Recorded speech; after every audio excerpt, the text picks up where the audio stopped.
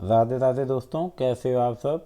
उम्मीद है अच्छे होगे। मैं भी बहुत बढ़िया हूँ। स्वागत है आपका आपके अपने यूट्यूब चैनल में स्टार्ट विद आदित्य में। दोस्तों, यूजीसी नेट जे पेपर वन की जो हमारी प्लेलिस्ट चलती आ रही है, हर रोज मैं आपको एक से दो वीडियो दे रहा हूँ। हर हर रोज मैं आपको एक से दो सेट करा रहा हूँ। दोस्तों, मैं आपको नहीं करा रहा हूँ बल्कि मैं अपना खुद स्वयं भी कर रहा हूँ। दोस्तों, मैं आपके साथ वो शेयर कर रहा हूँ जो कि मैं पढ़ता हूँ, क्योंकि मुझे पता है इससे मेरा नेट जे क्लियर होगा। और मैं उम्मीद करता हूँ, आशा करता हूँ कि अगर आप वीडियो पूरी देख रहे हैं तो आपका भी क्लियर होगा। तो चलिए दोस्तों, अगर आप चैनल पर नए हैं तो सबसे पहले तो चैनल को सब्सक्राइब कर लें और जाके सारी प्लेलिस्ट चेक करें। सारी आपके बहुत काम की हैं। Paper one, paper two, current, static GK and Hindi और जीएस मोटिवेशनल, सारी प्लेलिस्ट आपके काम की हैं। तो चलिए दोस्तों, देरी न करते हुए आज का सेट की शुरुआत करते हैं। तो दोस्तों, ये 22 नवंबर 2021 की शिफ्ट है, जो कि शिफ्ट सेकंड है। तो पेपर वन के सबसे पहले मैंने आपको कहा था ज़्यादातर आपका तालिका आती है। तो देखते हैं, निम्नांकित तालिका में दो वस्तुएं एक और दो का सात अलग अलग कंपनियों एजी द्वारा उत्पादन एवं लाभ का विवरण है। सात कंपनियों द्वारा दोनों वस्तुओं को एक साथ उत्पादन की कुल लागत 25 करोड़ है। ठीक है, सातों में दोनों वस्तुओं की कुल लागत 25 करोड़ है। तालिका में दिए गए आंकड़े के आधार पर प्रश्न का उत्तर दीजिए और कंपनी वाला उत्पादन और लाभ का विवरण नीचे दिया हुआ है। दोस्तों, मैं इस पर पेन से लिख नहीं सकता हूँ, नहीं मैं आपको सॉल्व करके बताता।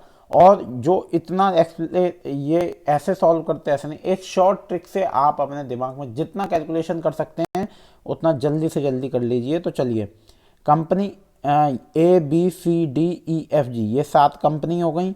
इनके कुल उत्पाद हो गए और वस्तु वन एवं वस्तु सेकंड के मध्य उत्पादन का अनुपात रेशियो दिया है दोनों के बीच में। और प्राप्त लाभ की प्रतिशतता वस्तु वन और वस्तु टू। तो हम लोग सबसे पहले क्वेश्चन पढ़ते हैं। कंपनी एफ द्वारा वस्तु एक के उत्पादन की लागत की प्रतिशतता कंपनी डी द्वारा वस्तु दो के उत्पादन की लागत की तुलना में कितनी है। ठीक है, कंपनी एफ, एफ पे आप चले जाइए। कंपनी एफ ये रही आपकी। ठीक है, नीचे अब वो क्या पूछ रहा है, वस्तु वन के उत्पादन की लागत की परसेंटेज। तो वस्तु वन पे आ जाइए और उत्पादन की परसेंटेज है 35%। अब वो पूछ रहा है कंपनी डी द्वारा वस्तु सेकंड के उत्पादन की लागत की तुलना में कितनी है। कंपनी डी द्वारा में सेकंड 25%। अब वो लागत में कितनी है वो हमें बतानी है, उसके हिसाब से कंपेयर करके। दोस्तों, सबसे पहले आप क्या करोगे, कंपनी डी का उत्पादन प्रतिशत 8%, कंपनी डी का अनुपात योग 3:5, ये आपको ये दिया हुआ है। देखिए, कंपनी डी का 8%, 3:5। कंपनी एफ का उत्पादन परसेंट 5%, कंपनी एफ का अनुपात योग 1:4। ठीक है, कंपनी एफ द्वारा एक वस्तु के उत्पादन की लागत 25% थी। तो यहाँ इन्होंने इसको परसेंट को 25 इंटू 5/100 इंटू 1/5, 25 ये आपको लिख दिए 25% को। अब हम चलते हैं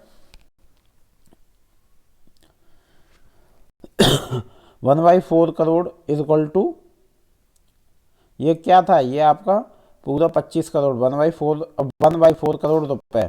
तो 1/4 करोड़ को इन्होंने पूरा विस्तार रूप से लिख लिया, जैसे लिखते हैं। तो कंपनी डी द्वारा वस्तु सेकंड के उत्पादन की लागत 25 इंटू 8/100 इंटू 5/8, ये क्या है 25 करोड़ रुपए पूरी लागत थी। और 8/100 क्या है, 8/100 जो ये रहा, 8 आपका जो कंपनी डी ये रहा, है ना। और 5/8 ये इसका रेशियो होगा। कहाँ गया, कम 8/100 5, देखिए, तो इसको निकल आए 5/4 करोड़। अब इसको इन्होंने एक्सप्लेनेशन कर दिया है। तो 5 करोड़ उसमें पूरा फैला के लिख दिया, जैसे विस्तारित रूप में लिख सकते हैं। प्रतिशत वन का सेकंड के सापेक्ष पूरा जो कैलकुलेशन था वो कर दिया, तो निकला 20%। तो इसका जो सही उत्तर होगा दोस्तों वो है आपका 20%। ठीक है, अब हम चलते हैं, जो दोस्तों इन्होंने इस फॉर्मूले से किया है ये थोड़ा लेंथी था, है ना। इसको हम एक और तरीके से कर सकते हैं और वो मुझे लगता है बहुत ही आसान होगा। क्योंकि दोनों का जो परसेंट है, सबसे पहले हमें यहाँ हम संख्या निकाल नहीं सकते क्योंकि कुछ ऐसा दिया नहीं है, पूरा परसेंटेज में ही है, परसेंटेज में ही आंसर मांग रहा है। तो हम इन दोनों को 100% मान के ना इनको कंपेयर कर सकते हैं। ठीक है, चलिए। वस्तु एक तथा वस्तु दो, वस्तु एक तथा वस्तु दोनों के एक साथ कंपनी जी के द्वारा कमाया गया लाभ कितना है। तो वस्तु वन तथा वस्तु सेकंड के लिए एक साथ कंपनी जी के द्वारा कमाया गया लाभ कितना है, रुपये 78 लाख, रुपये 1.62 लाख, रुपये 7.8 लाख और रुपये 16.2 लाख। तो कंपनी जी का उत्पादन है परसेंटेज में 12 और कंपनी जी का अनुपात योग है 1:2। तो 1 + 2 = 3 और कंपनी वन का प्रतिशत लाभ है 30% और कंपनी सेकंड का प्रतिशत लाभ है 24%। कंपनी जी द्वारा वस्तु फर्स्ट पर कमाया गया लाभ है 25 × 12/100 इंटू ये 12, दोस्तों ये 12 ऊपर आ गया जो हमने अभी पढ़ा था कंपनी जी का उत्पादन। तो 12/100 परसेंटेज को हमने अपॉन में इंटू 1/3 ये इसका रेशियो होगा और इंटू 30/100 तो 3.10 करोड़ रुपए। कंपनी जी द्वारा सेकंड पर कमाया गया लाभ है, ऐसे ही इन्होंने सेकंड का निकाल दिया तो यहाँ आए 78 आपके 12.25 करोड़ रुपए और कुल लाभ 3.10 + 12.25 करोड़। तो ये आए, इन्होंने यहाँ पे सॉल्व कर दिया और सॉल्व कर दिया तो 78 लाख रुपए आ गए। चलिए, कंपनी ए द्वारा वस्तु वन के उत्पादन की लागत और कंपनी डी द्वारा वस्तु वन के उत्पादन की लागत का परस्पर अनुपात क्या है। तो रेशियो पूछ रहा है, तो परस्पर अनुपात है बी 2:1। ये हम टेबल में से देख लेंगे। चलिए, कंपनी ए, हाँ, कंपनी बी द्वारा वस्तु एक के उत्पादन से कमाया गया लाभ और कंपनी ए द्वारा वस्तु दूसरी के उत्पादन पर कमाए गए लाभ को मिलाकर कितनी राशि हुई। कंपनी बी वस्तु वन और कंपनी ए वस्तु सेकंड पे, तो मिलाकर पूछ रहा है तो हम यहाँ बी उत्तर है 97.8 लाख। अब देखते हैं कैसे। कंपनी बी द्वारा वस्तु वन के उत्पादन से कमाया गया लाभ, जो ऊपर सॉल्व कर रहे हैं वही सेम फॉर्मूला लगेगा। अगर आप एक क्वेश्चन सॉल्व कर लेते हो पूरी तालिका का तो आपके लगभग सारे क्वेश्चन सही हो जाएंगे। ये 25 जो यहाँ पे ये बार बार लिखता है, ये जो है पूरी जो इनके लाभ कमाया गया सब कुछ था वस्तु वन वस्तु टू पे सातों कंपनियों का, वो 25 करोड़ रुपए है जो कि क्वेश्चन में पहले ही दे दिया। बाकी हर एक का पर्सनली जो दिया हुआ है और जो वो पूछता है हम वो संख्या उठा के यहाँ रख लेते हैं। कंपनी ए द्वारा वस्तु सेकंड के उत्पादन पर कमाया गया लाभ 25 × 15/100 × 3/5 × 20/100। चलिए, तो कुल लाभ 97.8 लाख रुपए। कंपनी ए द्वारा वस्तु वन के उत्पादन की लागत और कंपनी बी द्वारा वस्तु सेकंड के उत्पादन की लागत को मिलाकर कुल कितनी राशि हुई है। तो ये जो हुई है रुपए 2.6 करोड़ रुपए, 26 लाख रुपए, 3.35 करोड़ रुपए, 33.65 लाख। दोस्तों, जब तक टेबल इसमें करेंगे नहीं तब तक सही आएगा नहीं, है ना। चलिए, अब टेबल रह गई पेज 1 पे। तो यहाँ हमने सॉल्व किया कंपनी ए द्वारा वस्तु वन के उत्पादन की लागत 25 × 15/100 × 2.5 1.5 करोड़ और बी द्वारा कमाई गई तो ये आ गई 1.1 करोड़, 1.5 + 1 2.6 करोड़। तो ए ऑप्शन आपका सही हो जाता है। चलिए दोस्तों, अगले प्रश्न की ओर चलते हैं। अगला प्रश्न है, अब शिक्षण के किस स्तर पर संबंधों पर दृष्टिपात का उद्देश्य के रूप में प्रोन्नत किया जाता है। स्मृति स्तर, अवबोध स्तर, विमर्शी चिंतन स्तर और स्वायत्त विकास स्तर। दोस्तों, ये क्वेश्चन तो आपको पढ़ने पड़ेंगे और इनको ज़्यादा ध्यान से सुनिएगा। अगर आप कुछ कर रहे हो तो एक 15 मिनट के लिए आप सिर्फ वीडियो पे फोकस कर लो तो आपका पूरा सेट कंप्लीट हो जाएगा। विशेषज्ञों के अनुसार शिक्षण के 4 स्तर होते हैं। शिक्षण का स्मृति स्तर, अवबोध स्तर, विमर्शी चिंतन स्तर और स्वायत्त विकास स्तर। विदित हो कि अवबोध स्तर पर संबंधों पर दृष्टिपात, तो आप इसमें देख लीजिए कौन सा आता है। इसमें जो आपका उत्तर आएगा वो है अवबोध स्तर। यहाँ पे सिर्फ अवबोध स्तर दिया है लेकिन आपको ये चारों पता होने चाहिए। विशेषज्ञों से शिक्षण के 4 स्तर होते हैं। शिक्षण का स्मृति स्तर, अवबोध स्तर, विमर्शी चिंतन स्तर और स्वायत्त विकास स्तर।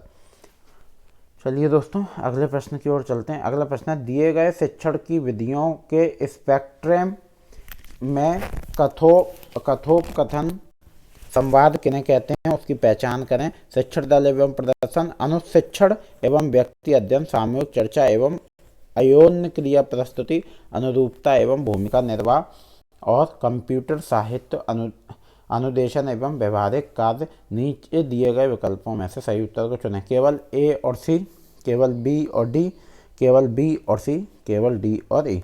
तो सी सही है, केवल बी और सी। बी क्या है, अनुशिक्षण एवं व्यक्ति अध्ययन और सामूहिक चर्चा एवं अन्योन्य क्रिया प्रस्तुति। दोस्तों सबसे पहले हम इसकी व्याख्या पढ़ते हैं। कथोपकथन संवाद शिक्षण का अर्थ है कि शिक्षण एवं अधिगम के लिए वार्तालाप का सबसे प्रभावी ढंग से उपयोग करना। संविधान शिक्षण में केवल शिक्षक प्रस्तुति नहीं बल्कि शिक्षक एवं छात्रों के बीच चल रही बातचीत भी शामिल होती है। संविधान के माध्यम से शिक्षक छात्रों के दैनिक सामान्य ज्ञान के संबंधित दृष्टिकोण प्राप्त कर सकते हैं तथा उनके विकासशील विचारों को स्वयं को संबद्ध कर सकते हैं। चलिए दोस्तों अगले प्रश्न की ओर चलते हैं। अगला प्रश्न है, देखिए यहाँ पे आपको पूरे पॉइंट दिए हैं।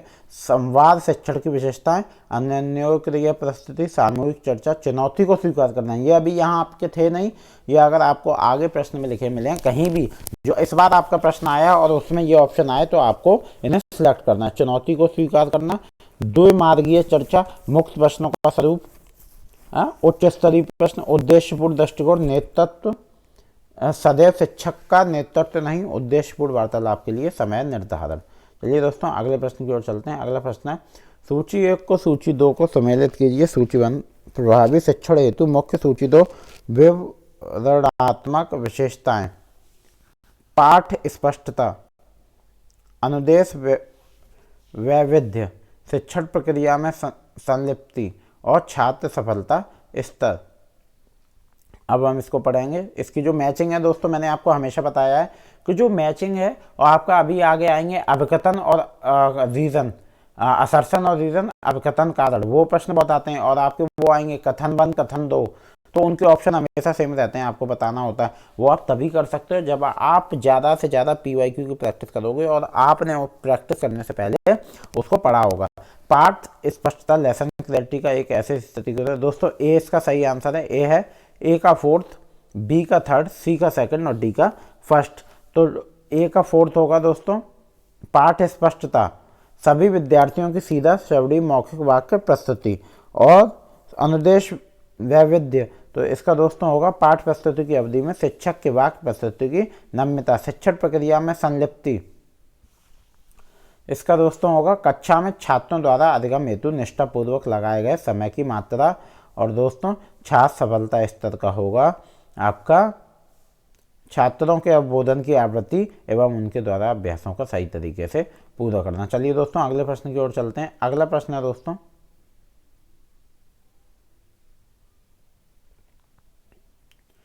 नीचे 2 कथन दिए गए। देखिए दोस्तों मैं आपको बता रहा था, आपके वही कथन आ गए।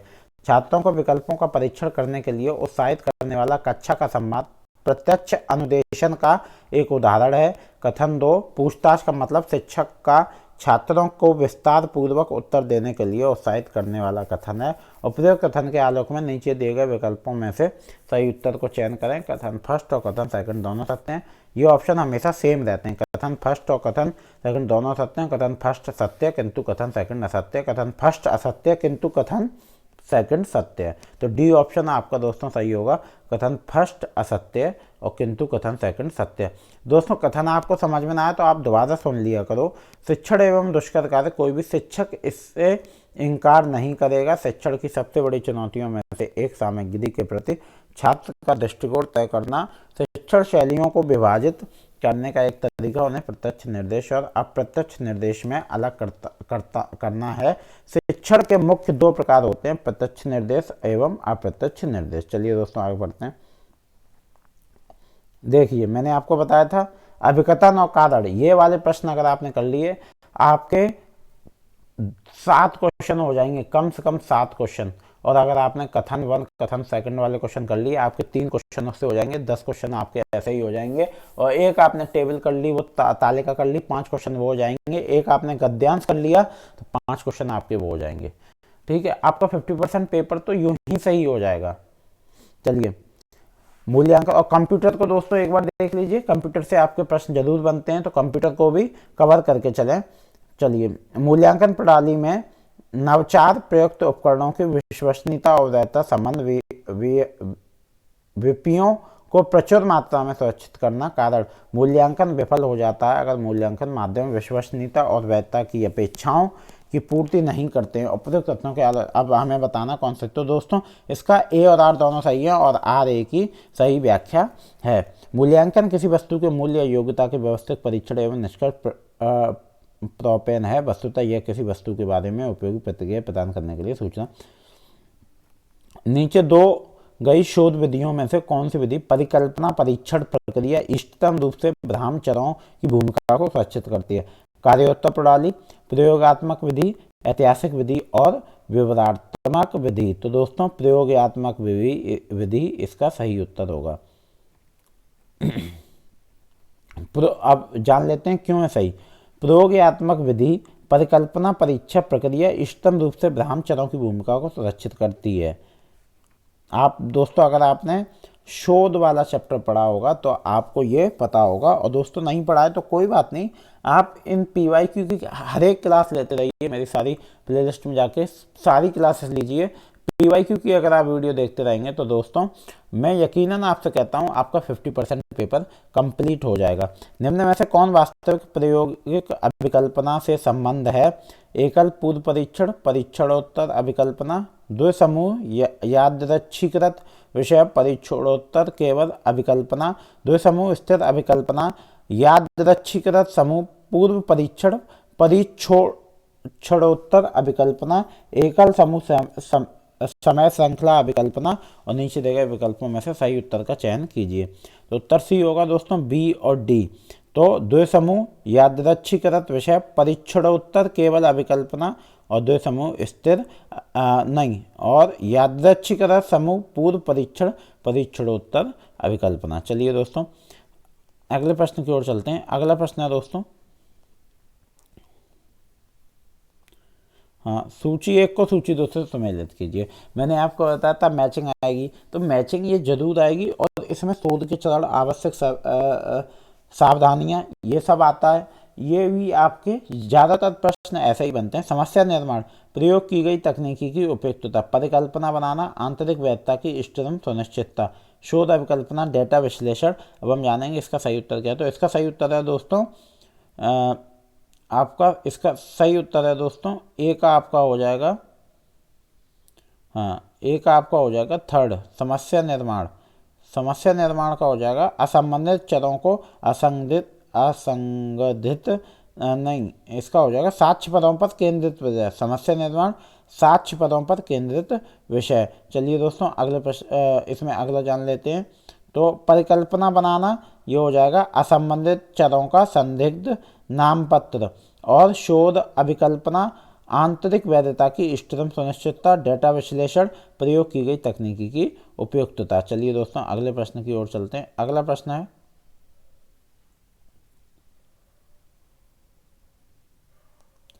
चलिए नीचे दो कथन दिए गए हैं, कथन एक कथन दो, हमें देखना है कौन सा सही है कौन सा नहीं है। तो कथन एक है, शोध में ICT का प्रयोग एक अध्यारोपण है जिसे हतोत्साहित किया जाना चाहिए। कथन दो, शोध शास्त्र और उनका अनुपालन एक अनिवार्य आवश्यकता है। उपयुक्त कथन के आलोक में नीचे दिए गए विकल्पों में से सही उत्तर का चयन करें।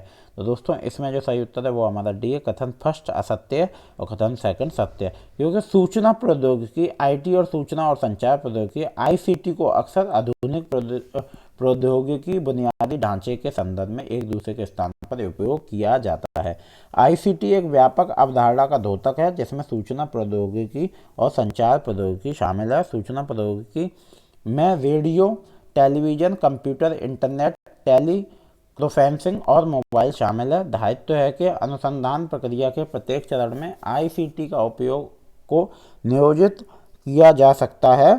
सर्वेक्षण, डेटा विश्लेषण और संदर्भों के अनुक्रमित करने के चरणों में ICT समर्थन को नियोजित करने की गुंजाइश अपेक्षाकृत अधिक है। इस प्रकार ICT के इस्तेमाल को अनुसंधानों में बढ़ाने की आवश्यकता है, न कि हतोत्साहित करने की। इस तरह कथन फर्स्ट असत्य।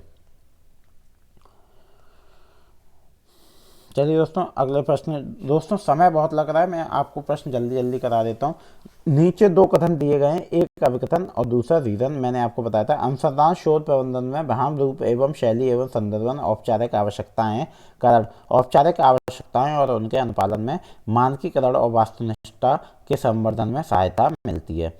तो दोस्तों उपयुक्त कथन के आलोक में नीचे दिए विकल्पों में से सही उत्तर का चयन करें। ए और आर दोनों सही है, आर ए की सही व्याख्या। ए और आर दोनों सही हैं, आर ए की सही व्याख्या नहीं है। ए सही है लेकिन आर सही नहीं है। ए सही है लेकिन आर सही है। तो दोस्तों ए और आर दोनों सही हैं और आर ए की सही व्याख्या है। चलिए दोस्तों, जब संवादी का व्यवहार स्वयं के प्रति सकारात्मक एवं अन्य के प्रति नकारात्मक हो तो उसे कहते हैं आत्मविश्वासी। आत्मविश्वास एवं प्रामाणिकता का अभाव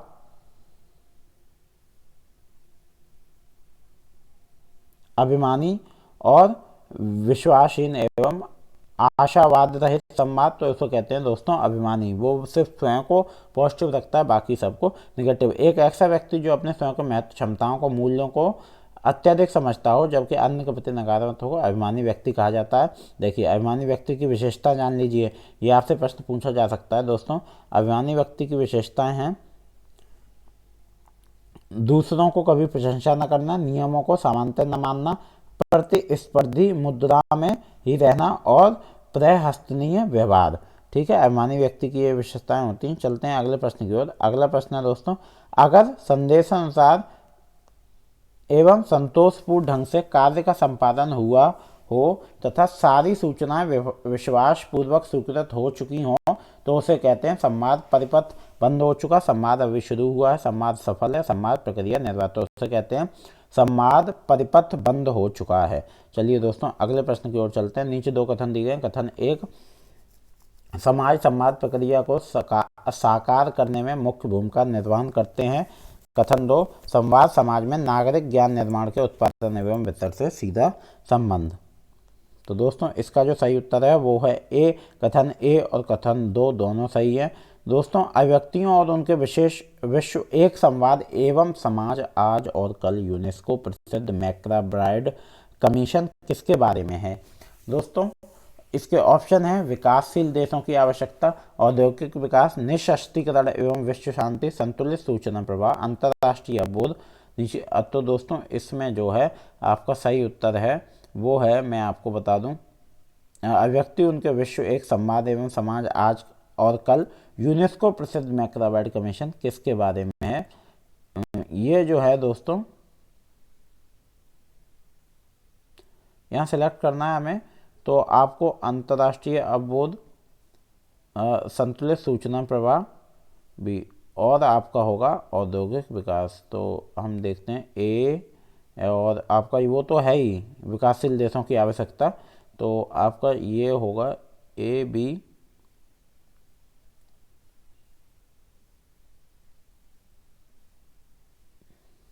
आपका सही उत्तर होगा दोस्तों ए बी डी। डी आपका सही उत्तर होगा। अभिव्यक्तियों उनके विश्व एवं संवाद एवं समाज आज यूनेस्को प्रसिद्ध मैकग्रा-ब्राइड कमीशन का प्रकाश मुहूर्त वर्ष 1980 में हुआ। यह विकासशील देशों, संतुलित सूचना पर, अंतर्राष्ट्रीय अवरोध, जनसंचार एवं कॉर्पोरेट, तो अभिव्यक्ति की स्वतंत्रता पर जोर। चलिए दोस्तों अगले प्रश्न की ओर चलते हैं।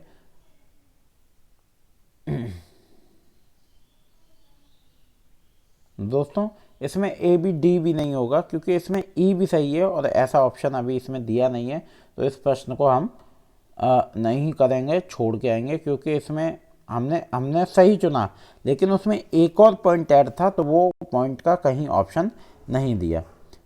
जो संदेश स्वीकार करते हैं और इस प्रक्रिया में सबसे प्रभावित हो जाते हैं और उनको श्रोता निर्दिष्ट किया जाता है कारण एक व्यक्ति या दूसरे अन्य व्यक्ति के संदेश को सुनते देखते पढ़ते हैं, श्रोता कहलाते हैं। तो दोस्तों इसका बहुत आसान है, ए और आर सही है, आर ए की सही व्याख्या है, दूर से ही पता चल रहा है। एक निश्चित धनराशि 15 वर्षों में चक्रवर्ती ब्याज से दोगुनी हो जाती है, यह अपने आप से 8 गुनी कितने वर्षों में होगी? तो दोस्तों ये 45 वर्षों में होगी। ठीक है, चलिए क्योंकि बहुत ईजी है, आपको प्रॉफिट लॉस है, इंटरेस्ट निकालना है। चलिए 3 लड़कों की औसत आयु 25 साल है और उनकी आयु का समान अनुपात 357 है, तो सबसे छोटा लड़के की आयु क्या होगी दोस्तों? तो सबसे छोटे लड़के की जो आयु होगी वो होगी 15 वर्ष। हमने निकाल दिया। यहाँ पे देखिए कैसे निकाल, 3x 5x 7x, 3x 5x 7x upon 3 equal to 25 और 15x इक्वल टू 75, 3 से मल्टीप्लाई कर दिया और x इक्वल टू 5 और 3 इंटू 5 15 वर्ष। चलो, एक रेलगाड़ी 50 किलोमीटर घंटे की औसत गति से अपने लक्ष्य स्थल पर सही समय में पहुंचती है। अगर यह 40 किलोमीटर घंटा की गति से चलती तो यह 24 मिनट लेट हो जाती है। रेलगाड़ी कुल कितने किलोमीटर का सफ़र करती है, यह हमें बताना है। तो दोस्तों ये 80 किलोमीटर का सफ़र करती है। चलिए, अगर अर्थ शब्द को कूट भाषा में QPMZS लिखा है गया है, दोस्तों ये क्वेश्चन गलत मत करना है। अगर आपके ये क्वेश्चन गलत हो गए तो आपका सिलेक्शन हो ही नहीं सकता, क्योंकि ये प्रश्न सबके सही होते हैं। जहां जो सब सही कर रहे हैं, अगर आप वो गलत करोगे तो आपका सिलेक्शन कभी नहीं होगा, आप JRF कभी नहीं ले पाओगे। जो सब सही कर रहे हैं वो तो आपको सही करना है, लेकिन जो सब गलत कर रहे हैं आपको वो भी सही करना है। तो लिखा है गया तो उसकी कूट भाषा में हर्ट का कैसे लिखेंगे। तो सबसे पहले आपको ये ना समझ में आए तो आप ABCD और जल्दी से रब पे लिख लिया करो और वहाँ पेन से मिला लिया करो। तो अर्थ की जगह E की जगह Q, A की जगह P, R की जगह M, T की जगह Z और H की जगह S। अब हम देखते हैं इसमें कितना गैप बचता है, तो उस हिसाब से हम लिख देंगे हर्ट की जगह S, SQPM Z। D option एकदम सही है दोस्तों। चलिए अगले प्रश्न की ओर चलते हैं। अगला प्रश्न है, इसे प्राचीन भारत दर्शन के लिए संप्रदाय से जोड़ा जा सकता है। लोकयोग, चार्वाक, न्याय, बौद्ध और उत्तर मीमांसा। तो बी है न्याय। न्याय दर्शन भारत के 6 वैदिक दर्शनों में से एक है। अधोलिखित कथन में कौन सा हेत्वाभास लागू होता है। किसी ने ऐसा प्रमाणित नहीं किया है कि चुने हुए पदाधिकारियों का अनैतिक व्यवहार जननैतिक का क्षरण करता है। फलस्वरूप हम इस निष्कर्ष पर पहुंचते हैं कि इस तरह का व्यवहार जन नैतिकता का क्षरण नहीं करता। दबाव के चलते, अज्ञान के चलते, दया भाव के चलते, जनहित के चलते। तो उत्तर सी दोस्तों आपका सही है, अज्ञान के चलते। नीचे 2 कथन दिए गए, कथन आ और कथन बा। वे सभी चिकित्सक जिनकी अनुगतियां निरस्त हो गई हैं वे चिकित्सा कार्य हेतु अयोग्य हैं। कथन बा, वे सभी चिकित्सक जो चिकित्सक कार्य के लिए योग्य हैं उनकी अनुगत्या अनुचित है। तो दोस्तों बी एकदम सही उत्तर है। कथन बा और कथन आ का परिवर्तित रूप है तथा दोनों कथन तार्किक दृष्टि से समतुल्य हैं। चलिए दोस्तों अगले प्रश्न की ओर चलते हैं। अगला प्रश्न है, कंप्यूटर वायरस के संबंध में निम्नलिखित में कौन सा कथन सत्य है। यह एक प्रकार की भौतिक अशुद्धि है जो जब CPU में रहती है तो गड़बड़ी पैदा करती है। यह एक कंप्यूटर प्रोग्राम है जो कंप्यूटर को प्रभावित करता है और इस प्रकार अनसोलिसिटेड बल्क ईमेल भेजता है। यह एक कंप्यूटर प्रोग्राम है जो अपना प्रतिरूप बनाता है जिससे यह कंप्यूटर या उसका प्रयोग करने की जानकारी के बिना उसे प्रभावित करता है। यह केवल धूल की जमावट है और हार्ड डिस्क पर पाई जाती है जिसे कंप्यूटर काम बंद करना ही। सी एकदम सही उत्तर है दोस्तों। हम पढ़ते हैं, कंप्यूटर वायरस एक प्रकार का द्वेषपूर्ण मैलिशियस सॉफ्टवेयर या मालवेयर है। यह कंप्यूटर में फैलकर कंप्यूटर सॉफ्टवेयर को नुकसान पहुंचाता है। कंप्यूटर सॉफ्टवेयर का उद्देश्य सिस्टम को बाधित करना, परिचालन में रोक डालना तथा डेटा को हानि पहुंचाना होता है। अतः दिए गए कथनों केवल विकल्प सी सत्य। स्मृति भंडारण की क्षमता की दृष्टि से सबसे बड़े से सबसे छोटे कंप्यूटर मेमोरी के सही क्रम की पहचान करें। कैश, रैम, हार्ड डिस्क और रजिस्टर। तो सबसे कैसे बोला है ये आप ध्यान से, बड़े से सबसे छोटे कंप्यूटर मेमोरी। सबसे पहले बड़ा रखना, तो सबसे बड़ा दोस्तों होता है हमारा, बताइए क्या होता है, हार्ड डिस्क। उसके बाद होती है आपकी रैम, उसके बाद होती है आपकी कैश और सबसे छोटी होती है रजिस्टर। ठीक है, सबसे बड़ी होती है, सबसे ज़्यादा डाटा आता है हार्ड डिस्क में, उसके बाद आपकी आती है रैम होती है, फिर कैश आता है, फिर सबसे छोटी होती है रजिस्टर। चलिए दोस्तों 20 टेराबाइट तक की होती है दोस्तों, हार्ड डिस्क जो होती है वो 20 टेराबाइट तक की होती है।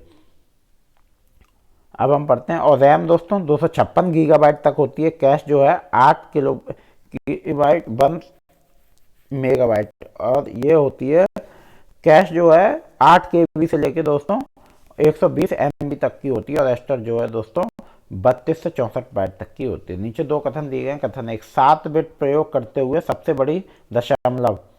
संख्या 128 है। कथन 2, सबसे बड़ी 2 डिजिट दशमलव संख्या को जमा करने के लिए न्यूनतम 7 बिट की आवश्यकता है। उपरोक्त कथन के आलोक में निश्चित करें। तो दोस्तों इसका जो सही उत्तर कथन 1 असत्य है, लेकिन कथन 2 सत्य है। 7 बिट का प्रयोग करते हुए सबसे बड़ी दशमलव संख्या है 2n और 27, तो 127, अतः कथन 1 असत्य है। www वर्ल्ड वाइड वेब के संबंध में कौन कौन से कथन सही हैं? ये दोस्तों आपको पता, मैंने बोला था आप कंप्यूटर कर लो, 5 प्रश्न आते हैं। मैंने देखा है टीचर्स बोलते हैं, बड़े बड़े कोचिंग्स वाले बेवकूफ़ बनाते हैं, वो बच्चों को इतना बेवकूफ़ बना रहे हैं कि कौन सी यूनिट में से सबसे ज़्यादा प्रश्न बनते हैं। आप कोई भी सेट उठा के देख लीजिए, हर एक यूनिट में से इक्वल प्रश्न बनते हैं। एक आध प्रश्न की बात अलग है ऊपर नीचे, वरना 5-5 प्रश्न हर एक यूनिट में से आ रहे हैं। और वो लोग क्या डालते हैं, अभी एग्जाम आ रहा है, मैंने देखा उनके थंबनेल्स कि कौन कौन सी यूनिट में से सबसे ज़्यादा प्रश्न मिलते हैं। तो अगर आपको लोग सुन रहे हैं, देख रहे हैं, तो आप किसी को कुछ गलत मत बताइए। अगर आपको नहीं पता है तो आप मत बताइए, कुछ व्यूज पाने के चक्कर में आप गलत बता देते हो, ये मुझे बहुत बेकार लगता है। वेब सर्वर एक सॉफ्टवेयर है जो www पर एक्सेस और कॉन्टैक्ट देखने के लिए प्रयुक्त होता है। वेब ब्राउज़र एवं कंप्यूटर सिस्टम है जो www पर उपलब्ध फाइलें बनाता है। टिम बर्नर्स-ली ने www बनाया। मोज़ेक पहला सबसे ज़्यादा प्रयुक्त किया जाने वाला वेब ब्राउज़र था। तो बताइए दोस्तों कौन सा सही है? तो बी आपका सही है, सी और डी। मोज़ेक पहला सबसे ज़्यादा प्रयुक्त किए जाने वाला वेब ब्राउज़र था और टिम बर्नर्स-ली ने www बनाया है। चलिए दोस्तों अगले प्रश्न की ओर चलते हैं। अगला प्रश्न है,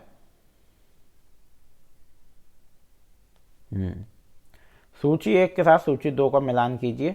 उच्च शिक्षा में डिजिटल पहल और लक्ष्य NAD, NDL, स्पोकन ट्यूटोरियल और FOS SEE।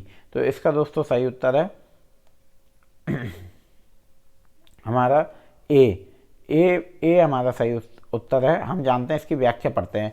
NAD यानी राष्ट्रीय शैक्षिक depository, national academic depository NAD सभी शैक्षिक उपलब्धियों जैसे प्रमाण पत्र, डिप्लोमा, डिग्री, मार्कशीट का संग्रहण करने हेतु 24/7 ऑनलाइन स्टोर है। ठीक है, अब आप समझ गए। जैसे आप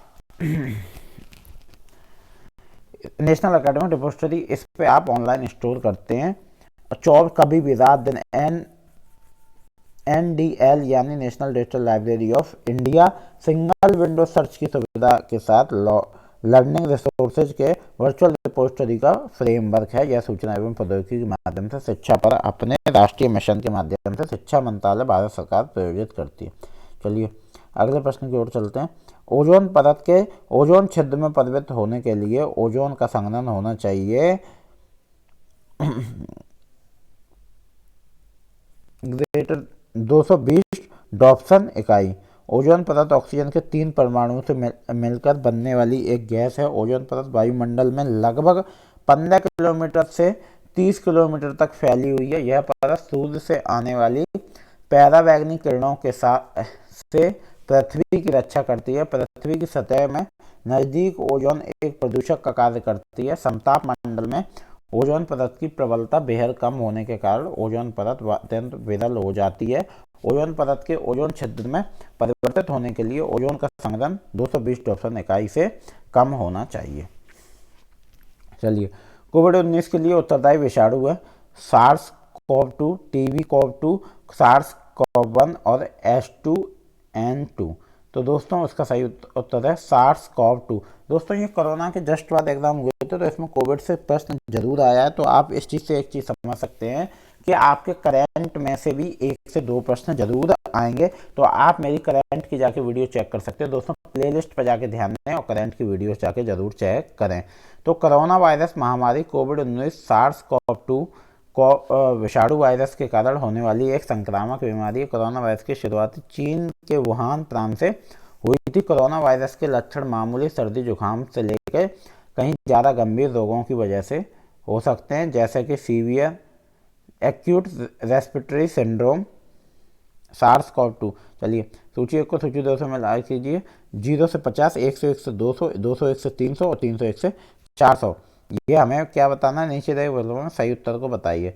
वायु गुणवत्ता सूचकांक रंगकूट पीला, लाल, हरा, नारंगी। दोस्तों ये तो आप डेली पढ़ते होगे, अभी आप एयर पोल्यूशन आप अपने फ़ोन का यूज़ करते हो, उस पर ऊपर डाटा भी आता है आज बाहर एयर कैसी है, डेंजर है कैसी है, बाहर निकलने लायक करने की, ये मैं हर रोज़ दोस्तों अपने फ़ोन में देखता हूँ, तो आप भी देख सकते हो।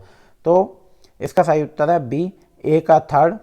अगर 0 से 50 है तो हरा सही है, और 101 से 200 तो आपका बी का फर्स्ट है पीला, और 201 से 300 तो आपका होगा दोस्तों नारंगी, और 300, 100, 400 लाल। तो आपको पता है दोस्तों लाल हमेशा डेंजर रहता है, तो उससे हमेशा हमें बच के रहना है डेंजर से। चलिए, भारत में अधिकांश ऊर्जा का स्रोत है पनबिजली संयंत्र, परमाणु विद्युत संयंत्र, ताप विद्युत संयंत्र और सौर विद्युत संयंत्र। तो दोस्तों इसमें क्या है, सी, ताप विद्युत संयंत्र। भारत सरकार विद्युत मंत्रालय के अनुसार 31 मार्च 2022 तक की स्थिति के अनुसार भारत में संस्थापित विद्युत क्षमता 3,99,497 मेगावाट थी। इसमें जीवाश्म ईंधन पर आधारित तापीय विद्युत का हिस्सा सर्वाधिक था 59.1%, कोयला 51.1%, लिग्नाइट 1.7%, गैस 6.3% और डीजल 0.1%। भारत में स्थापित विद्युत क्षमता अन्य प्रमुखों का क्षेत्रीय जल विद्युत 11%, परमाणु विद्युत 1.7%। भारत में प्राच्य देशज अधिगम कार्यक्रम अंतर्गत अधिगमकर्ता की भूमिका सापेक्षिक रूप से अधिक सक्रिय मानी जाती थी, तटस्थ मानी जाती थी, निष्क्रिय मानी जाती थी, प्रच्छन्न मानी जाती, सक्रिय मानी जाती थी। दोस्तों अगले प्रश्न की ओर चलते हैं। निम्नांकित में से कौन सी विशेषताएं पर्यावरण के भौतिक पक्षों से अधिक उनके नकारात्मक सामाजिक पक्ष में संकेतक हैं? तो ए, मलिन बस्तियों के वास स्थान, बी, समूहों के संघर्ष और झड़पें, समूह में कुंठा और व्यग्रता प्रकट होती है, समूह व्यवहार में आक्रामकता और खतरे स्पष्ट होते हैं। दिए गए विकल्पों में से सही उत्तर का चयन कीजिए, केवल ए और बी, केवल बी और सी, केवल बी और डी और केवल सी और डी। तो दोस्तों उत्तर इसका सही है सी, केवल बी और डी। और बी और डी क्या है, समूहों के लिए संघर्ष और झड़पें, और डी समूह व्यवहार में आक्रामकता और खतरे स्पष्ट होते हैं। चलिए दोस्तों अगले प्रश्न की ओर चलते हैं। और दोस्तों आपको पता है आपको 45 से लगभग गद्द आ जाएगा। तो अगला प्रश्न है दोस्तों हमारा, निरंतर पेशागत विकास और आत्मोकर्षक के लिए प्रत्येक शिक्षक को प्रति वर्ष न्यूनतम कितने घंटे व्यतीत करने चाहिए? 20 घंटे, 30 घंटे, 40 घंटे, 50 घंटे। तो डी आपका सही उत्तर है दोस्तों, 50 घंटे करने चाहिए। चलिए दोस्तों अगले प्रश्न की ओर चलते हैं। सामाजिक मानदंडों के अनुरूप दक्षता का प्रदर्शन कर व्यक्तित्व सफलता के प्रकट केंद्रीय उत्प्रेक्षक लक्ष्य के मूलभूत मूल्य को कहते हैं। आत्मनिर्देशी मूल्य, सुखवादी मूल्य, उपलब्धि मूल्य और शक्ति मूल्य। तो दोस्तों उत्तर सी आपका सही है। सामाजिक मानदंडों के अनुरूप दक्षता का प्रदर्शन कर व्यक्तित्व सफलता के प्रकट केंद्रीय उत्प्रेक्षक लक्ष्य के मूलभूत मूल्य को उपलब्धि मूल्य, अचीवमेंट वैल्यू कहते हैं। इससे सामाजिक स्थिति और प्रतिष्ठा में वृद्धि के साथ साथ सुरक्षा, सद्भाव और समाज को स्थिरता प्राप्त होती है। यह कार्यों में संयम, झुकाव और उन ओवेगों को नियंत्रित करता है जो दूसरों को परेशान करने या सामाजिक अपेक्षाओं अथवा मानदंडों का उल्लंघन करते हैं। सूची 1 को सूची 2 से मिलान कीजिए दोस्तों। चरण 1 मूल्य संग्रहण और वर्णनात्मक विशेषता मानव व्यवहार का अनुमान उपलब्ध कराता है। तो हमने देखा चरण 2 मूल्य आकलन, चरण 3 मूल्य श्रेणीकरण और चरण 4 मूल्य समेकन। तो ये चारों तो हमने इसका मिलान किया, तो इसका सही उत्तर है ए का 4 आपका। इन्हें चरण 1 समुदाय के सदस्यों से प्राप्त किया जाता है। बी का 3 चरण 2 में दोस्तों आएगा व्यक्ति को पसंदीदा मूल्यों का चयन के उपयोग सिखाने के लिए। और आपका सी का 2 जब व्यवहार और उपदेशित मूल्यों में अंतराल हो। चलिए दोस्तों अगले प्रश्न की ओर चलते हैं। ये देखिए चरण 1 इन्हें समुदाय के सदस्य से प्राप्त किया जाए, चरण 2 व्यक्ति के पसंदीदा, और चरण 4 दोस्तों मानव व्यवहार का अनुमान उपलब्ध कराता है। चलिए दोस्तों अब इसमें गद्यांश आपका आ गया, इससे 4 प्रश्न आएंगे। निम्नांकित गद्यांश को पढ़िए और नीचे दिए गए प्रश्नों के उत्तर दीजिए। मैंने आपको दोस्तों पहले ही बताया था कि आपका गद्यांश जरूर आएगा, तो आपको एक गद्यांश जरूर पढ़ना है। प्रशिक्षण को शिक्षा के पृथक और कार्य और ज्ञान के पृथक्करण के व्यवहार रूप दिया गया। पूर्ववर्ती का आशय श्रम, कौशल और शिल्पकारी के सदस्यों को निर्धनों की युवा पीढ़ी को हस्तांतरित करना था। दोस्तों आप ऐसे पैराग्राफ नहीं पढ़ने पर पहले एक बार क्वेश्चन पर जरूर नज़र डालिए करिएगा, जिससे आपको जब आप पैराग्राफ पढ़ेंगे वहाँ पे तो आपको कुछ ना कुछ वहाँ से समझ आ जाएगा। तो प्रश्न है, शिक्षा में असमानीकरण का समाधान है सिद्धांत और व्यवहार के विभेद को बढ़ावा देना, परीक्षण और शिक्षा के बीच को अत्यल्प विभेद को चुनौती देना, प्रौद्योगिकी का गुणवत्तापरक हस्तांतरण, प्रशिक्षण और शिक्षा के द्विभाजन के आधार पर विशेषज्ञता की ओर उन्मुख होना। तो दोस्तों इसमें आपका सही उत्तर है सी, केवल बी और सी। बी है आपका परीक्षण और शिक्षा के बीच में अत्यल्प विभेद को चुनौती, प्रौद्योगिकी का गुणवत्तापरक हस्तांतरण। और उपयुक्त गद्यांश में कहा गया है कि कार्य को ज्ञान में से और कार्य को शक्ति से पृथक करने की परंपरा की ज्ञान क्षेत्र में परिश्रमों के बहिष्कार के आधार रही है। ये दोस्तों नीचे दो कथन दिए गए, एक अभिकथन एक कारण। ये दोस्तों पैराग्राफ से ही है। आप सोच रहे हो चलिए शिक्षा के असमानीकरण का साधन माना जा सकता है, शिक्षा से प्रशिक्षण के पृथक पर कार्य को ज्ञान पृथक किया जाता है। तो दोस्तों इसका जो सही उत्तर है वो है ए और आर दोनों सही हैं, आर ए की सही व्याख्या है। दोस्तों ये गद्यांश से उन्होंने आपको अभिकथन और कारण दिए हैं, असर्शन और रीजन। आप समझ गए कि आप सोचिए आपको गद्यांश से अभिकथन कारण बनाने को दे रहे हैं, आपकी किस क्षमता को चेक कर रहे हैं। तो आप अपने दिमाग को खोल के गद्यांश पढ़िएगा और अपनी क्षमता को बढ़ा के रखिएगा। नीचे दो कथन दिए गए और ये बढ़ेगी तब जब आप कंटिन्यूस ये पढ़ेंगे। अगर आपके पास दोस्तों कोई बुक नहीं है, आपको नहीं समझ आ रहा है, तो आप मेरे वीडियो कंटिन्यूस देखते रहिए, आप अपने आप आपका पूरा हो जाएगा। कथन 1 कथन 2, प्रशिक्षण का आशय श्रमिक के कौशल और शिल्पी के रहस्यों और उन लोगों का हस्तांतरित करना है जिनके पास इनका अभाव है। शिक्षा का आशय सामाजिक प्रथा के पृथक्करण सामाजिकरण को उन लोगों को हस्तांतरित करना है जिनके पास इसका अभाव है। उपरोक्त कथन के आलोक में नीचे दिए गए विकल्पों में से सही उत्तर को चयन करें। ए, कथन 1 और कथन दोनों सही हैं। तो दोस्तों ये हमने कहाँ से पढ़ा, पूरा गद्यांश से हमने पढ़ा। तो ये एक बात याद रखिए, आप अपनी आंखें खुली रखिए और गद्यांश को ध्यान से पढ़िए। गद्यांश का लेखक किसका समर्थन करता है, वर्गीन समाज, तकनीकी तंत्री समाज, सिद्धांत और व्यवहार के मध्य अंतर्संबंध और पारंपरिक शिल्पों की प्रस्तुति। तो दोस्तों ये वर्गीन समाज का सहयोग करता है और सिद्धांत और व्यवहार के मध्य अंत संबंध। चलिए दोस्तों गद्यांश का उपयुक्त शीर्षक होगा व्यवहार के बिना सिद्धांत निरर्थक है, सिद्धांत के बिना व्यवहार व्यर्थ है। दोस्तों ये शीर्षक कभी कभार जरूर पूछ लेते हैं। उत्पादों के मूल्य निर्धारक का विज्ञापन का प्रभाव, ब्रांडेड वस्तुओं के लिए स्वामित्व उपाय और विक्रेताओं के बाजार में ब्रांडेड उत्पादनों का समर्थन। तो दोस्तों ये आपका सही उत्तर है, व्यवहार के बिना सिद्धांत निरर्थक है, सिद्धांत के बिना व्यवहार व्यर्थ है। चलिए दोस्तों यहाँ आपका आज का पेपर कंप्लीट हुआ। मैं आपसे यही कहूँगा दोस्तों कि आप जल्दी से जल्दी चैनल को सब्सक्राइब कर लें। आपको नहीं समझ में आ रहा है कहाँ से पढ़ें, तो आपको बिल्कुल परेशान होने की जरूरत नहीं है। पेपर 1 की आपकी पूरी प्लेलिस्ट में आपको डाल दूंगा और दोस्तों 6 तारीख तक आपका एग्जाम होगा, तब तक आपको इतने PYQ करा दूंगा कि आपको कुछ और पढ़ने की जरूरत नहीं पड़ेगी। दोस्तों मैं कोई आपको पूरा समझा या पढ़ा नहीं रहा, मैं आपके साथ वो शेयर कर रहा हूँ जो हमें दिक्कतें आती हैं जब हम तैयारी करते हैं, हमारे पास बुक ना होने की वजह से कि आप क्या पढ़ें, कौन सी बुक पढ़ें। तो मैं आपको एकदम सही चीज़ बस आपको अवेलेबल और प्रोवाइड करा रहा हूँ। दोस्तों उम्मीद है वीडियो आपको अच्छी लगी होगी। और दोस्तों अगर आप चैनल पर नए हो जल्दी से जाके चैनल को सब्सक्राइब कर लो, साथ में वीडियो लाइक कर दो और दोस्तों ग्रुप में शेयर भी कर दिया करो।